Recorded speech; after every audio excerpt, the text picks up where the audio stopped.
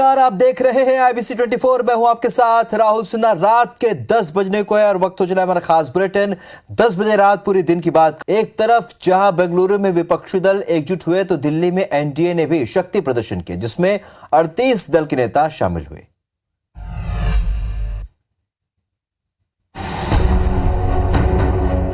एक तरफ जहां 26 विपक्षी दल बेंगलुरु में एकजुट होकर बीजेपी को 2024 में रोकने की रणनीति बना रहे हैं, तो दूसरी तरफ बीजेपी ने भी एनडीए के विस्तार पर प्लानिंग शुरू कर दी है। आज दिल्ली के अशोका होटल में एनडीए की बैठक हुई, जिसमें 38 दलों के नेता शामिल हुए, जिसकी अध्यक्षता प्रधानमंत्री मोदी ने की।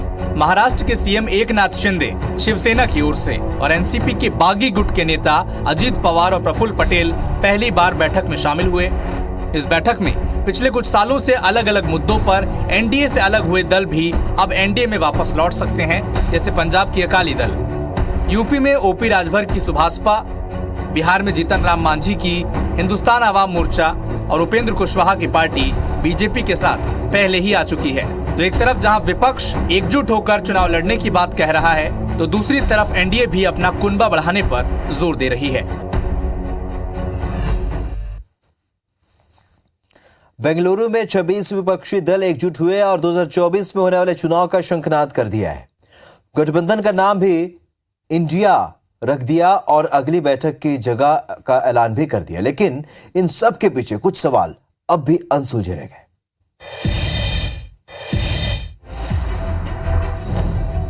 – 2024 में नरेंद्र मोदी और बीजेपी को रोकने के लिए विपक्ष के 26 दलों ने बेंगलुरु में मंथन किया, कल साथ में डिनर किया और आज सुबह 2024 की रणनीति पर चर्चा की। बैठक में गठबंधन का नाम इंडिया दिया गया, यानी Indian national democratic inclusive alliance. समन्वय के लिए 11 सदस्यों की कमेटी और एक कार्यालय की घोषणा जल्द होगी और इंडिया की अगली बैठक मुंबई में होगी। 26 दलों में कांग्रेस की तरफ से राहुल गांधी, सोनिया गांधी, मल्लिकार्जुन खड़गे, टीएमसी की तरफ से ममता बनर्जी, सपा की तरफ से अखिलेश यादव, आरजेडी की तरफ से लालू प्रसाद यादव और तेजस्वी यादव, एनसीपी की तरफ से शरद पवार, नेशनल कॉन्फ्रेंस की तरफ से उमर अब्दुल्ला, आम आदमी पार्टी की तरफ से अरविंद केजरीवाल और पंजाब के सीएम भगवंत मान। तो इधर सीपीआईएम की तरफ से सीताराम येचुरी समेत कई दिग्गज बैठक में मौजूद रहे। लड़ाई बीजेपी की विचारधारा, उनकी सोच के खिलाफ है। वो देश पर आक्रमण कर रहे हैं। इस देश के लोगों ने नरेंद्र मोदी जी को भारी बहुमत देके जिताया था। उन्होंने एक भी सेक्टर ऐसा नहीं है जिसमें हम कह सकें कि तरक्की हुई है। हर सेक्टर को बर्बाद करने में उन्होंने कोई कसर नहीं छोड़ी। हम सब इकट्ठा आए हैं और पक्का भरोसा है कि हम कामयाब रहेंगे, हो जाएंगे। और देश की जनता के मन में एक डर है कि अब क्या होगा, तो हम इतना उनको एक एहसास दिलाना चाहते हैं, कि विश्वास दिलाना चाहते हैं, डरो मत, हम है। देश में जो जिंदगी खतरा में है, चाहे दलित हो, चाहे माइनॉरिटी हो, चाहे हिंदू हो, चाहे मुस्लिम हो, चाहे सिख हो, चाहे ईसाई हो, सरकार बेचना, सरकार खरीद करना, एक ही काम है गवर्नमेंट का। हालांकि विपक्ष की इस बैठक पर पीएम मोदी ने तंज कसा और कहा कि इनकी दुकान पर भ्रष्टाचार और जातिवाद की गारंटी है और ये भ्रष्टाचारी लोग बेंगलुरु में बड़ी ही आत्मीयता से मिल रहे हैं। भ्रष्टाचारी और परिवारवादी पार्टियों ने अन्याय किया। ये अपनी दुकान पर जातिवाद का जहर बेचते हैं और दूसरा, ये लोग असीमित भ्रष्टाचार करते हैं। आजकल ये लोग बेंगलुरु में जुटे हैं। ये लोग कितने चेहरे लगाकर बैठे हैं। विपक्ष की बैठक पर पीएम के तंज ने यह साबित कर दिया कि अगर विपक्ष एकजुटता से चुनाव लड़ ले तो बीजेपी के लिए 2024 में इनसे पार पाना आसान नहीं होगा। सहारा इंडिया के निवेशकों के लिए एक आज अच्छी खबर आई। आज सहकारिता मंत्रालय ने एक पोर्टल जारी किया, जिसके तहत निवेशक आवेदन कर अपनी रकम लौटाने का प्रोसेस शुरू कर सकते हैं।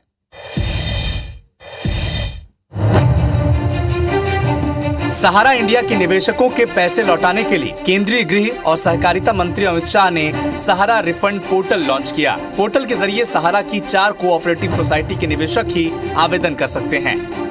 आपको बता दें कि इन कोऑपरेटिव सोसाइटीज के 10 करोड़ निवेशकों के पैसे फंसे हुए हैं। इसमें बिहार, झारखंड, यूपी, एमपी जैसे राज्यों के लोगों की संख्या सबसे ज्यादा है। पैसे वापस नहीं मिलने पर निवेशकों ने इस मामले में सरकार से हस्तक्षेप की अपील की थी। दरअसल सहारा ग्रुप की सहकारी समितियों के जमाकर्ताओं की शिकायतों को दूर करने के लिए मंत्रालय ने सुप्रीम कोर्ट में एक आवेदन दायर किया था। मार्च में सुप्रीम कोर्ट ने निर्देश दिया था कि सहारा से भी रिफंड अकाउंट से 5,000 करोड़ रुपए ट्रांसफर किए जाएं और जमाकर्ताओं को पैसे लौटाए जाएं।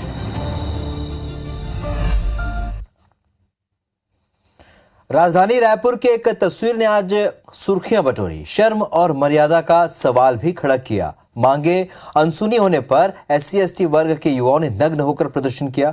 मुद्दा फर्जी जाति प्रमाण पत्र के जरिए नौकरी कर रहे लोगों पर कार्रवाई की मांग से जुड़ा था। लंबे समय से युवा आरोप लगा रहे थे, लेकिन शासन प्रशासन की ओर से कार्रवाई में कोई गंभीरता नहीं दिखाई दी और ऐसे में प्रदर्शन की ये तस्वीरें सामने आई। अब इस पर सियासत भी खूब हो रही है। सच्चाई और जांच के दावे हो रहे हैं। सरकार की घेराबंदी भी की जा रही है।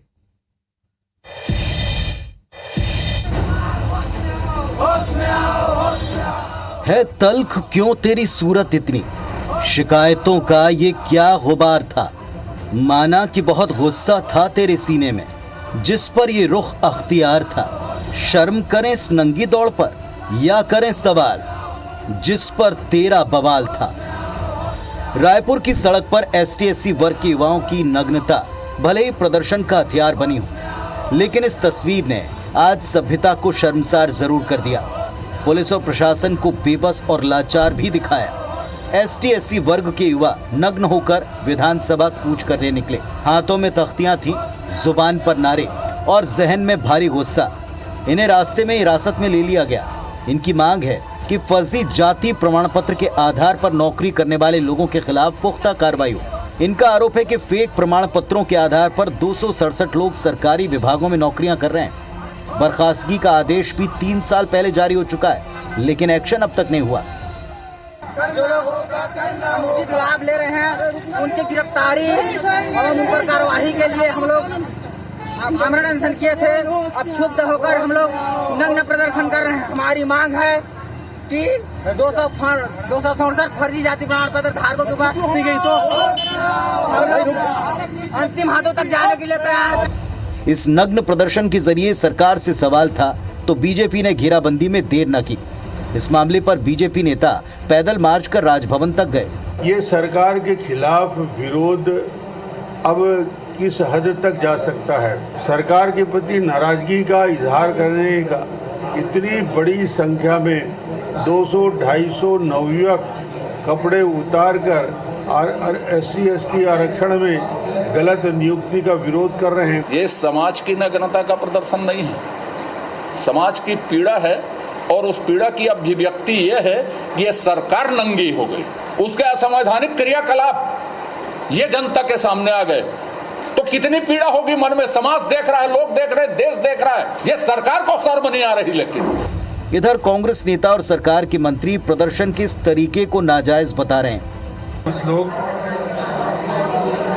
गलत तरीके से फर्जी प्रमाण पत्र बनाने में सफलता हासिल कर लेते हैं। मुझे ध्यान है कि पिछली सरकार के समय भी ये बातें आई थी और जब ये बातें उजागर होती हैं, भले 10, 12 साल, 18 साल सेवा करने के बाद भी जब बात की पता चलता है तो उनकी सेवाएं समाप्त कर दी जाती हैं। अभी भी ऐसी बातें हैं, जरूर सरकार कार्रवाई उसमें करेगी। ये इस मामले को हम लोगों ने शुरू से लिया है और इसमें बहुत सारे लोगों के खिलाफ जांच भी है, उनको हटाया भी गया है। आप लोगों को मालूम है फर्जी जाति प्रमाण पत्र के आधार पर कुछ लोगों की जांच हुई है, उनको हटाया भी गया है। प्रजातंत्र में सबको बोलने का, सबको काम करने का अधिकार है, लेकिन अश्लील तरह के कोई इस तरह का काम करे तो उचित नहीं है। उनको सही फोरम में आके अपनी बात रखनी चाहिए।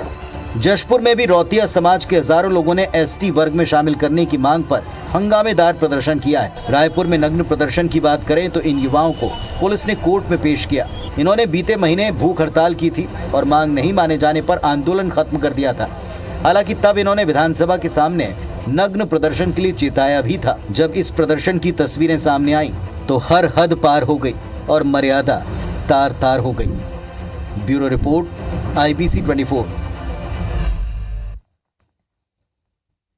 छत्तीसगढ़ में कथित शराब घोटाले को लेकर प्रवर्तन निदेशालय की जांच पर रोक लगा दी गई है। सुप्रीम कोर्ट के फैसले से छत्तीसगढ़ सरकार को बड़ी राहत मिली है। ईडी ने इस मामले में दावा किया था कि विशेष सचिव ने आबकारी नीति में बदलाव किया था, जिसकी वजह से 2000 करोड़ का घोटाला हुआ है। याचिकाकर्ताओं की ओर से कोर्ट में दलील देते हुए वरिष्ठ वकील और कांग्रेस के नेता डॉक्टर अभिषेक मनु सिंघवी ने कहा कि जिस तरह से ईडी छत्तीसगढ़ राज्य के नागरिकों को तलब कर रही है, गिरफ्तार कर रही है और परेशान कर रही है, वो पूरी तरह से अवैध है। चूंकि मौजूदा मामले में कोई अनुचित अपराध मौजूद नहीं है, जिसके आधार पर ईडी अपनी कार्रवाई कर रहा है और इसे रद्द कर दिया जाना चाहिए या कम से कम रोक लगा दी चाहिए, क्योंकि ये अवैध है और ईडी के अधिकार क्षेत्र के बाहर है। छत्तीसगढ़ राज्य की ओर से पेश हुए वकील श्री कपिल सिब्बल ने याचिकाकर्ताओं की ओर से दिए गए तर्क का समर्थन किया।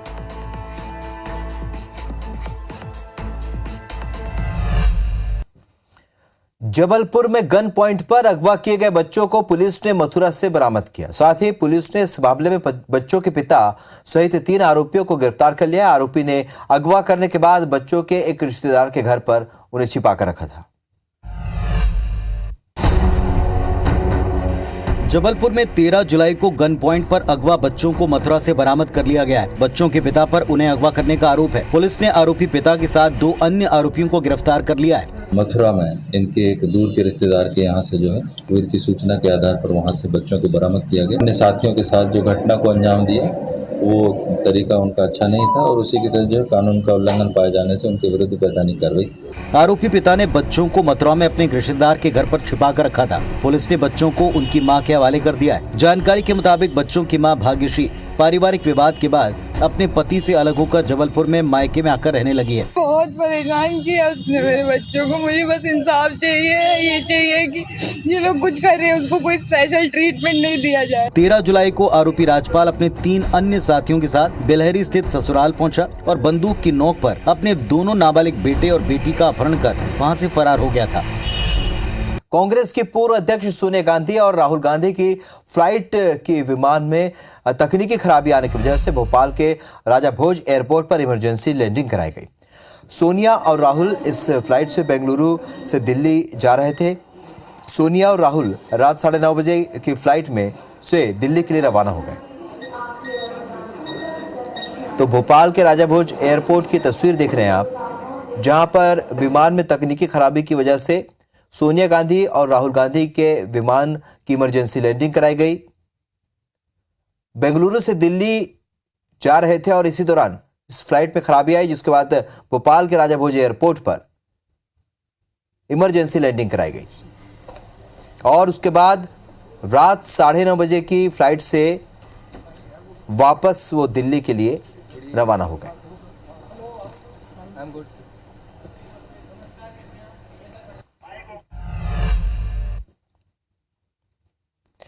छत्तीसगढ़ विधानसभा के मानसून सत्र के पहले दिन सदन में दिवंगत विधायकों को श्रद्धांजलि दी गई। विद्यारतन भसीन और अविभाजित मध्य प्रदेश के पूर्व मंत्री भानु प्रताप सिंह को मुख्यमंत्री भूपेश बघेल और नेता प्रतिपक्ष नारायण चंदेल के साथ सदस्यों ने याद किया। इसके साथ ही सदन की पहले दिन की कार्रवाई बुधवार तक के लिए स्थगित कर दी गई।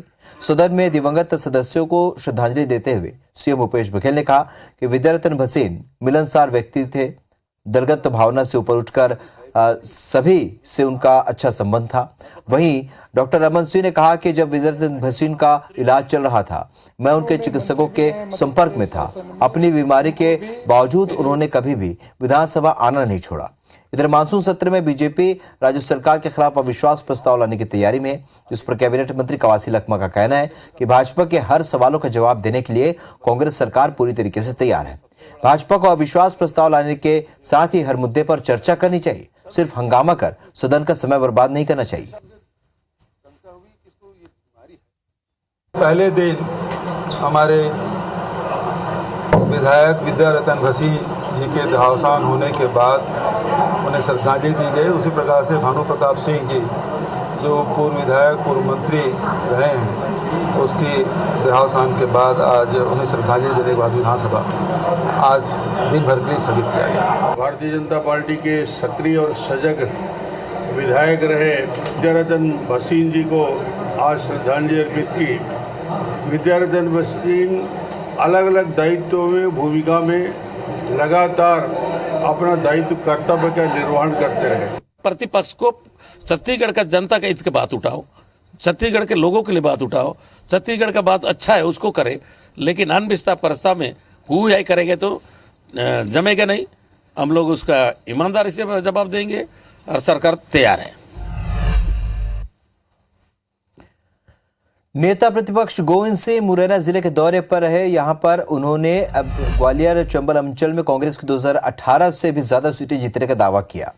वहीं चुनाव लड़ने के सवाल पर कहा कि प्रदेश में कांग्रेस की सरकार बनने जा रही है, इसलिए पार्टी के वरिष्ठ नेता मुझे चुनाव लड़ाना चाह रहे हैं। साथ ही कहा कि मुझे विधायक और नेता प्रतिपक्ष बनाने में कार्यकर्ताओं की अहम भूमिका रही है और इसलिए इस बार विधानसभा का चुनाव लड़कर एक कार्यकर्ता का कर्ज चुकाने का काम किया जाएगा। इसके अलावा उन्होंने कहा कि 10 साल के कांग्रेस शासनकाल के दौरान मैंने 3000 लोगों को की नौकरियां भी लगवाई, साथ ही बंदूक के लाइसेंस दिलाए।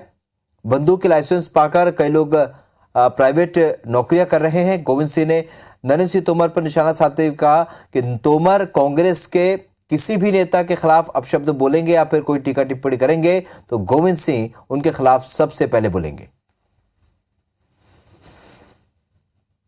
हमारे पार्टी के नेताओं को अपमानित करेंगे, उनको जलील करेंगे, तो और कोई बोले न बोले, गोविंद सिंह सबसे पहले।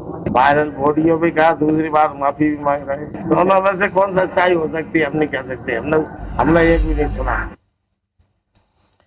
पूर्व विधानसभा अध्यक्ष और नर्मदापुरम के विधायक सीतासरण शर्मा ने अनवांटेड लोगों के शहर में आने पर चिंता व्यक्त की है। उन्होंने कहा है कि नर्मदापुरम और इटारसी में अनवांटेड लोग आ रहे हैं, जिनके पास ना तो आधार कार्ड है और ना ही वोटर कार्ड। ऐसे लोगों की शहर में संख्या लगातार बढ़ती जा रही है और प्रशासन इन पर कार्रवाई करने में उदासीन रवैया अपनाए हुए। साथ ही कहा कि विगत वर्षों में सिमी के कुछ लोग भी यहां पर आए थे जो इटारसी में ठहरे थे, जिनके ऊपर से रिपोर्ट हमारे एसडीओपी के पास आई थी। जब इन लोगों की सूची मंगाई गई तो उसी रात ये लोग यहां से चले गए। इसलिए मैं अनवांटेड लोगों पर प्रशासन से कार्रवाई की मांग करता हूं। अनवांटेड इसलिए कहता हूं कि ये इनके पास में बहुत के पास में कोई आइडेंटिफिकेशन नहीं, इस संबंध में कोई कार्रवाई नहीं हो रही है।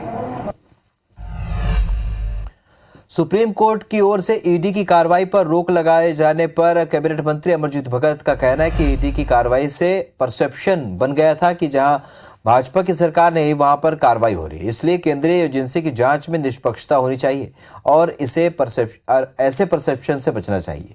भाजपा के लिए भी परसेप्शन बन गया है कि जिस पर भी भ्रष्टाचार का आरोप लगता है वो भाजपा में शामिल हो जाए तो उसके सारे पाप धुल जाते हैं, आरोप धुल जाते हैं।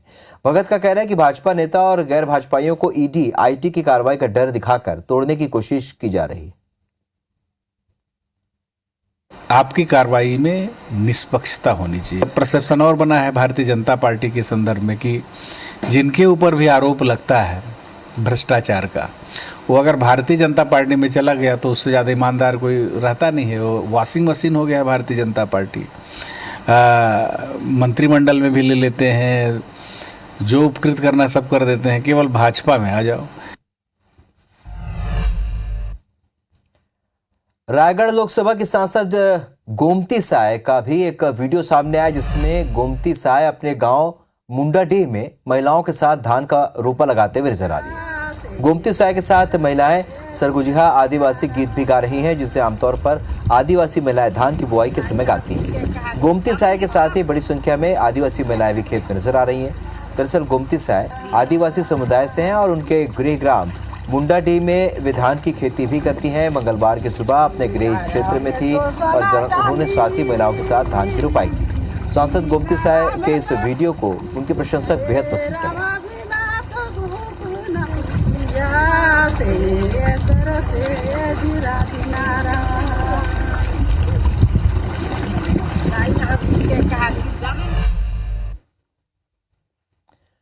सरगुजा को राष्ट्रपति द्रौपदी मुर्मू के द्वारा भूमि सम्मान से सम्मानित किया गया है। दिल्ली के विज्ञान भवन में आयोजित हुए कार्यक्रम में सरगुजा कलेक्टर कुंदन ने यह सम्मान हासिल किया। भूमि सम्मान 6 मानकों पर लागू किया गया था। सरगुजा ने सभी 6 मानकों पर बेहतर प्रदर्शन करते हुए खिताब अपने नाम किया है। जिले के जमीन के रिकॉर्ड को ऑनलाइन करने के साथ साथ सरगुजा से ने मॉडर्न रिकॉर्ड रूम, ऑनलाइन दस्तावेजों की उपलब्धता और ऑनलाइन पेमेंट सर्विस जैसे कामों में बेहतर प्रदर्शन किया। कंप्यूटर है तो ऑनलाइन आना जाना में भी साधन है। 2, 3, 4, 5 घंटा का काम 1 घंटा में हो जा रहा है। बढ़िया ई सेवा केंद्र से नक्शा, खसरा, विवरण और कई काम होता है, सुविधा हो गया है। कंप्यूटर नहीं रिश्ता वहाँ बाबू लिखात रही, प्रोजेक्ट पढ़ाते रही, अभी सुविधा होगी। अब कंप्यूटर से निकल जाता है, जल्दी मिल जाता है, इसलिए अच्छा है। अब छोटा काम बा तो कहीं कहीं बनवाए में दिक्कत जात रही। अब कंप्यूटर में कोई जब भी निकल जाए, सुविधा बढ़िया होगी। तो रात 10 बजे की खबरों में फिलहाल इतने, लेकिन ताज़ा अपडेट के लिए आप बने रहिए IBC 24 के साथ। नमस्कार।